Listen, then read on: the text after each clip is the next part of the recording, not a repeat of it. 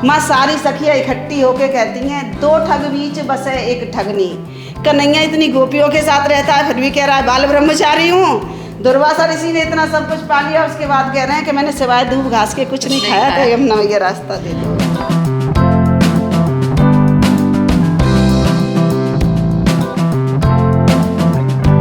और यहाँ पर ऐसा कहा जाता है कि वंशीवट में राधा रानी ने श्री कृष्ण जी की बंसी को छुपा दिया था। राधे राधे, नमस्कार, welcome back to OTA expert. हम आ गए हैं भांडीर वन। ये वो स्थान है जहाँ पर राधा कृष्ण का विवाह हुआ था। और ये जैसे मुझे बहुत अभी ये पता चला है कि राधा कृष्ण का विवाह हुआ था, क्योंकि जो राधा कृष्ण का प्रेम था वो किसी भी बंधन से बहुत ऊपर था। तो इसीलिए मुझे नहीं पता था कि उनका विवाह हुआ था। इसी तरह से बहुत लोगों को नहीं पता होगा, लेकिन आज हम इसकी पूरी स्टोरी आपको समझाएंगे और दिखाएंगे, और यहाँ पर किस तरह से उनका विवाह संपन्न हुआ था और क्या क्या चीज़ें हैं। नवीन भैया भी हमारे साथ हैं जो हमें बताने वाले हैं, और इस जगह पर लाने वाले यही हैं हमें। तो आइए चलते हैं Bhandir Van. Hello everyone, welcome back to OTA expert.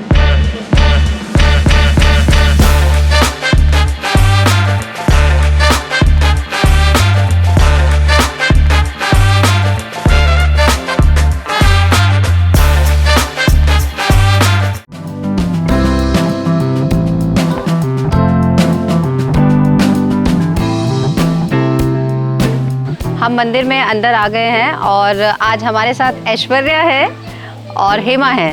तो ये यहाँ पर क्योंकि आते जाते रहते हैं, भैया से ज़्यादा, नवीन भैया से ज़्यादा ये लोग आते हैं, तो इसलिए भैया ने कहा ये ज़्यादा अच्छे से आपको दिखा पाएंगे।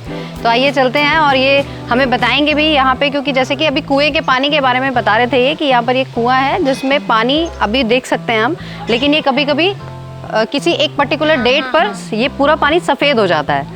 तो आइए जानते हैं इसके रहस्य के बारे में।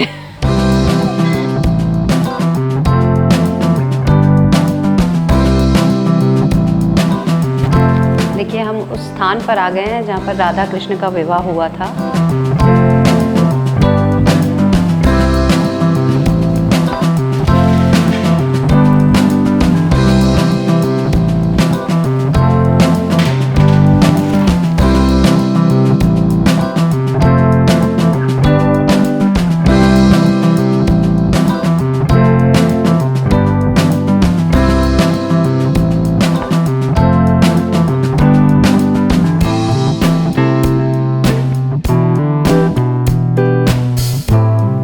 राधा कृष्ण जी यहाँ पर बैठे हैं जोड़े में, और ब्रह्मा जी यहाँ कन्यादान कर रहे हैं। पूरा विवाह संपन्न कराया ब्रह्मा जी ने।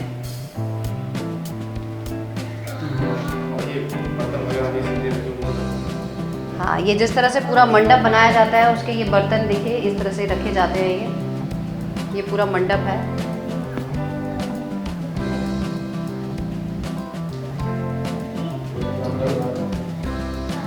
और यहाँ पर देखिए सारी गोपियाँ ये ऋषि दुर्वासा के लिए खाना लेकर आई हैं। बोलो राधा रानी की जय। इस स्थान का नाम है भांडीर वन, जहाँ राधा और कृष्ण का विवाह हुआ है। पूरे ब्रज में आपने दर्शन किए होंगे तो ठाकुर जी के हाथ में कहीं बंसी मिलेगी, कहीं लड्डू मिलेगा। आज सामने आप दर्शन कर रहे हो तो राधा रानी की चुटकी लेके मांग में सिंदूर भर रहे हैं कन्हैया जी।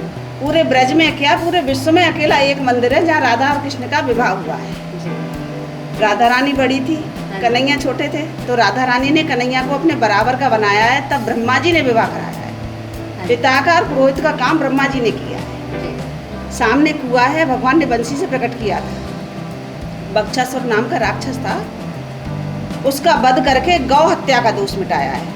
उसके आसपास 2 कुंडियाँ बनी हुई हैं, उनमें ऐसी माताएं मैंने स्नान करती हैं जिनके बच्चे नहीं होते, लड़की लड़की होती हैं, गर्भ खंडित हो जाते हैं। उनमें स्नान करने से राधा रानी उनकी मनोकामना पूरी करती है। तीसरा पॉइंट है, यहाँ आते वही लोग हैं जो राधा कृष्ण के साथ राधा कृष्ण के विवाह में उपस्थित थे। अच्छा। जिस समय शादी हो रही थी उस समय आप लोग थे किसी न किसी रूप में। अरे वाह, यहाँ तो राधा रानी की कृपा हुई है, तो 5000 वर्ष के बाद राधा रानी ने अपने धाम भांडेरवन में आपको दर्शन के लिए बुलाया। बोलो राधा रानी की जय। राधे राधे। ये ठाकुर जी की निज निकुंज लीला स्थली है। 10 बार वृंदावन आओगे तब एक बार भांडेरवन आने का मौका ये सच्चाई है बिल्कुल। हम शायद 10 बार आ चुके हैं और इस बार हमारा आना हुआ है। आज कृपा हुई है ठाकुर जी की। हाँ जी। आप बार बार पधारो।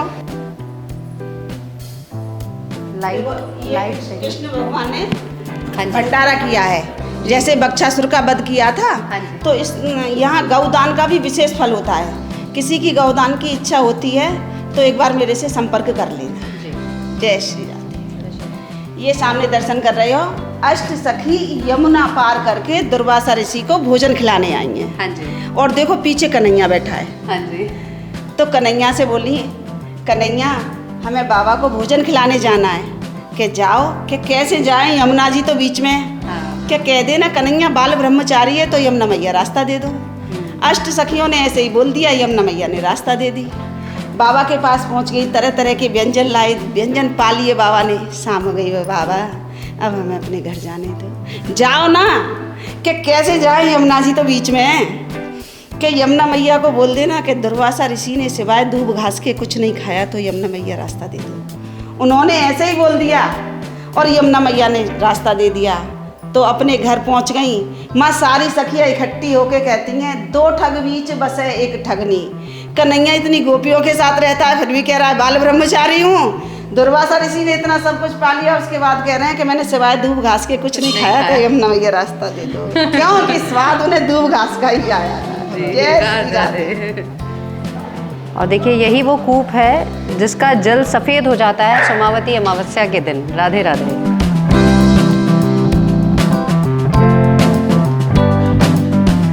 और यहाँ पर ये गोबर से स्वस्तिक के निशान ये बनाए हुए हैं। स्वस्तिक ये मन्नत मांगते हैं लोग तो बना के जाते हैं यहाँ पर। ये कुआं गौहत्या के प्रायश्चित में भगवान ने बंसी से खोदा है। अच्छा। सोमवार की अमावस्या को इस कुएं का जल सफ़ेद हो जाता है, दूध जैसा। सारे तीर्थों का जल है। सोमवार जिन माता बहनों के संतान नहीं होती है, लड़कियां होती हैं, होके मर जाती हैं या अन्य मनोकामना होती है, वो यहाँ स्नान करके गाय के गोबर के स्वास्थ्य के लगाती हैं। 100% मनोकामना पूरी होती है। इस कुएं के दर्शन मात्र से 24 अवतारों के दर्शन का पुण्य प्राप्त होता है। आचमन करने से पुनर्जन्म नहीं मिलता है। छींटे लगाने से सारे पाप नष्ट होते हैं और एक परिक्रमा से सारे तीर्थों की परिक्रमा का पुण्य प्राप्त होता है। सोमवार की अमावस जिस दिन होती है उस दिन कुएं का पानी सुबह 4 बजे से शाम को 5 बजे तक सफ़ेद हो जाता है। उस दिन मान्यता होती है कि सारे तीर्थों का आगमन होता है, तो गुप्त रूप से क्षीर सागर का आगमन होता है जिसमें भगवान विष्णु शयन करते हैं। जो दूध का सागर है उसके प्रभाव से कुएं का पानी सफ़ेद हो जाता है। बहुत बड़ा मेला लगता है, पर्व पड़ता है उस दिन। ये भगवान श्री कृष्ण के विवाह का मुकुट है जो सामने चिन्ह दिखाई दे रहा है। जी। ये जो दूल्हे का सेहरा होता है ना, हाँ जी। वो है ये सारी मनोकामना पूरी करने वाला प्रभु है। साक्षात कन्हैया बैठे हुए ये समझ लो आप, इन्हीं की पूजा होती है सबसे अधिक। विवाह का मुकुट है। चलिए हम एक परिक्रमा भी कर लेते हैं और छींटे भी मार लेते हैं।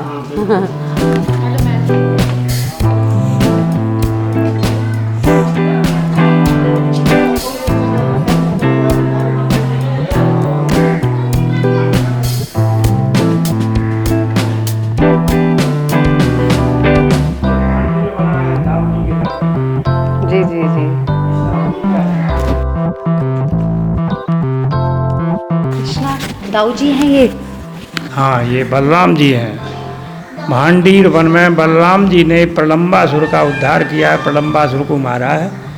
उसका उद्धार करने के लिए एक बार भगवान कृष्ण बलराम दोनों आँख मिचौनी खेल खेल रहे थे। उसी समय प्रलंब आया है और प्रलंब ने जो है आग्रह किया है, तो भगवान मना करने लगे, भाई हम अपरिचित आदमी को शामिल नहीं किया करते हैं। तो बलराम जी ने कहा कोई बात नहीं है, हम कर लेते हैं, लेकिन हमारी शर्त इसको मंजूर होगी तब। उन्होंने क्या शर्त है? शर्त ये है कि यहाँ जिस किसी की खेल में पार्टी हार जाएगी, बाजू हार जाएगा, उसे यहाँ से पिद्दी पे ले जाना है और पिद्दी पे यहाँ से छोड़ना है। बीच में हार जाता है तो उसमें मुक्का प्रहार करेंगे और मुक्का दे करके फिर भी उसे यहाँ से ले जाना और लाना। ये हमारा कार्य है। अगर इस शर्त को मंजूर हो तो खेलने लगे। तो उन्होंने कहा ठीक है, मैं मंजूर करता हूँ। तो बलराम जी की पार्टी में न रह करके कृष्ण की पार्टी में वो जो प्रलम्ब था वो रहा, और खेलते खेलते दोनों की पार्टी में बलराम जी की पार्टी जीत गई, कृष्ण की पार्टी हार गई।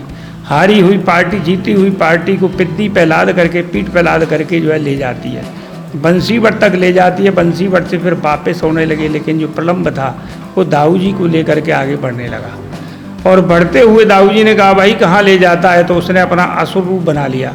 दाऊ जी ने भी अपना आकार बढ़ाया है कि उस पर सहन नहीं हुआ, तो बढ़ाते समय उनका यहाँ पे स्वरूप जो है काला हो गया है, नेत्र लाल हो गए हैं। दाऊ जी ने मुक्का का प्रहार किया है, मुक्के के प्रहार से उसके प्राण निकल गए।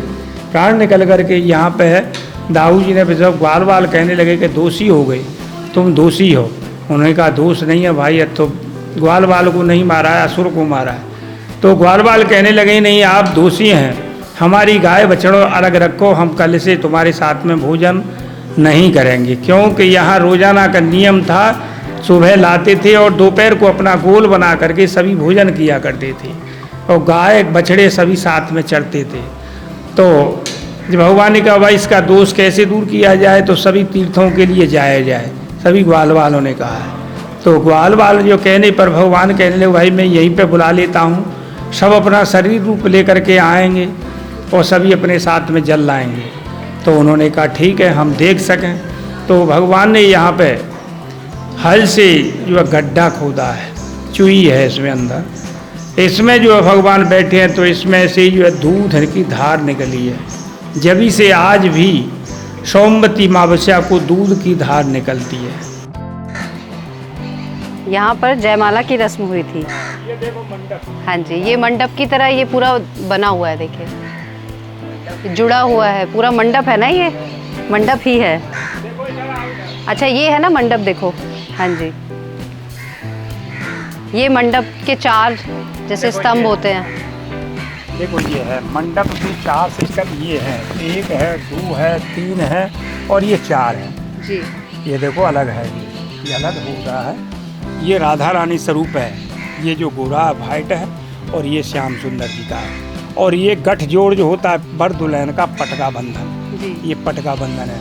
ये हस्तलेपन है, जो हस्त लोई जो लोई दान की जाती है वो हस्त, और जो हस्त मिलन वो हस्त मिलन है। ये एक हाँ, दूसरे से जुड़े हुए हैं, एक हस्त दूसरे, मिलन। क्योंकि भगवान राधा रानी से 100 साल के लिए बिछो हुआ था, तो जो है नारद जी के कहने पर यहीं पे मिलन आकर के हुआ है, फिर यहाँ पे शादी कराया है जी। ब्रह्मा जी ने।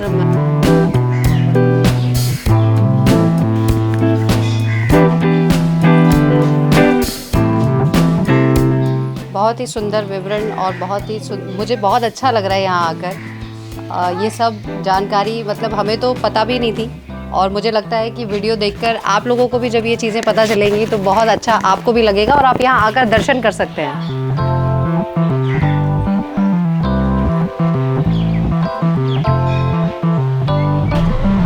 और अब हम जा रहे हैं वंशीवट की तरफ। भांडीर वन से लगभग 500 मीटर आगे हम आए हैं, और ये है वंशीवट।